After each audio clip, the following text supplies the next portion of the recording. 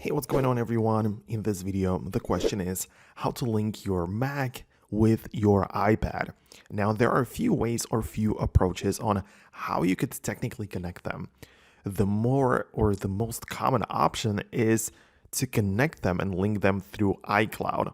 So this in reality means is that you have the same Apple ID account sign in on both your computer and your iPad, and then instead of the specific settings, you can decide what gets synced on your devices.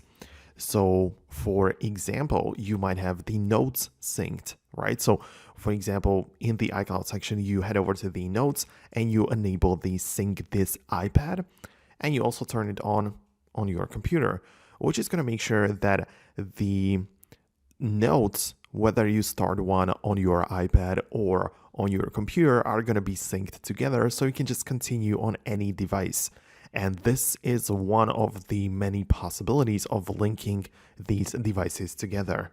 As we are already in here, this iCloud syncing applies to many other apps and places, which includes your iCloud files, which means it can sync your PDFs and any other files you have on iCloud, the mail, of course, contacts, Safari tabs.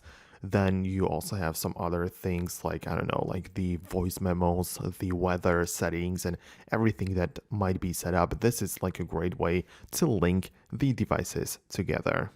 Another possible way to look at this is through the Find My feature. So the Find My is like a network of all of your devices, which again need to be Apple devices, of course, but they also need to be signed in with the same Apple ID. So if that's the case, you can make sure that you have the Find My iPad as well as Find My network enabled. Same thing on your computer.